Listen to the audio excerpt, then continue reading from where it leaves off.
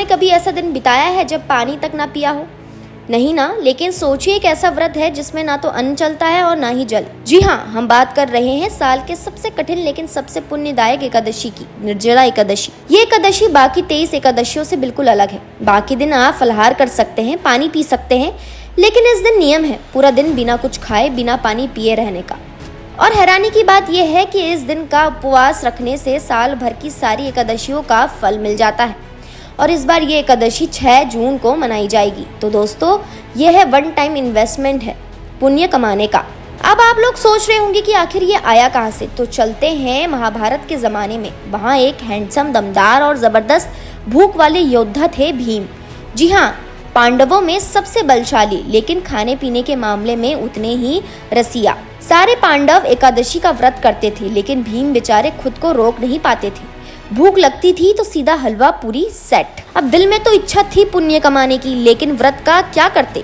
भीम ने एक दिन जाकर व्यास मुनि से पूछा, मुनिवर कोई शॉर्टकट हो तो बताइएगा जिससे मैं भी पुण्य कमा लूं, बिना बार बार भूखे प्यासे रहकर।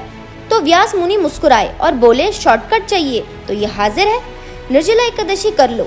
ये एक व्रत साल की बाकी सारी एकादशियों को फेल कर देगा, लेकिन इसमें एक शर्त है, जल भी नहीं पी सकते। भीम के पसीने छूट गए। बोले, मुनिवर बिना पानी कैसे जिए। लेकिन जब सुना कि इसका फल कितना बड़ा है तो भीम मान गए और उस दिन उन्होंने कठोर व्रत किया, बिना जल के, बिना भोजन के। और तभी से इस एकादशी का नाम पड़ा भीमसेनी या निर्जला एकादशी। अब आते हैं कि ये व्रत होता कब है। ये व्रत ज्येष्ठ महीने के शुक्ल पक्ष की एकादशी को आता है, यानी गर्मी के सबसे टॉप टाइम पर। सूरज मानो आसमान से सीधे सर पे बैठा हो और आप पानी की एक बूंद तक ना ले पाएं। लेकिन यही तप, यही त्याग आपको बना देता है महान। इस दिन की शुरुआत होती है ब्रह्म मुहूर्त में स्नान से। फिर घर में भगवान विष्णु की मूर्ति या तस्वीर के सामने दीप जलाकर फूल, फल और तुलसी अर्पित की जाती है। भगवान को पीले वस्त्र पहनाए जाते हैं। विष्णु सहस्त्र नाम का पाठ करना तो जैसे बोनस पॉइंट होता है इस व्रत में। अब सबसे अहम बात, उपवास। इस दिन ना तो अन्न लेना है, ना फलहार और ना ही जल, बिल्कुल निर्जल रहना है। कोई बोले, भाई नींबू पानी तो पी लो। नहीं जी, कुछ नहीं पीना, बिल्कुल सूखा व्रत। और रात को सोना भी नहीं है। भजन कीर्तन, रामायण पाठ या फिर धार्मिक चर्चा कुछ भी करके जागरण करना होता है। अगली सुबह दान पुण्य के बाद ही व्रत तोड़ना चाहिए। अब सवाल आता है कि हम ये सब करें क्यों, क्या है इसका असली फायदा। तो सुनिए, इस व्रत को करने से जीवन के सारे पाप नष्ट हो जाते हैं। मृत्यु के समय यमदूत नहीं आते, बल्कि भगवान विष्णु के दूत आकर ले जाते हैं। आत्मा को मोक्ष की प्राप्ति होती है। इस दिन किया गया दान, किया गया जप और ध्यान सब 1000 गुना फल देता है। और सबसे बड़ी बात यह है कि हमारे मन को नियंत्रण में रखने की ट्रेनिंग देता है। आज के ज़माने में जहाँ पानी की बोतल हमेशा साथ होती है, वहाँ एक दिन के लिए उस पर कंट्रोल करना अपने आप में बड़ा तप है। अब कुछ लोग सोचते हैं कि ये तो बस बूढ़े लोग करें या साधु संत, लेकिन ऐसा नहीं है। अगर आप शारीरिक रूप से स्वस्थ हैं तो आप भी कर सकते हैं।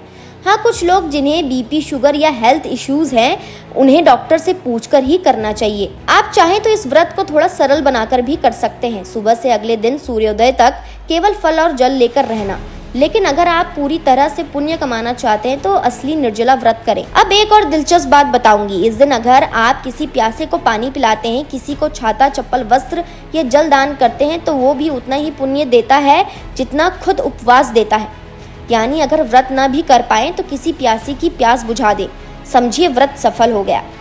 और हाँ, निर्जला एकादशी के दिन अगर आप तुलसी के पास दीपक जलाते हैं तो घर में सुख समृद्धि आती है।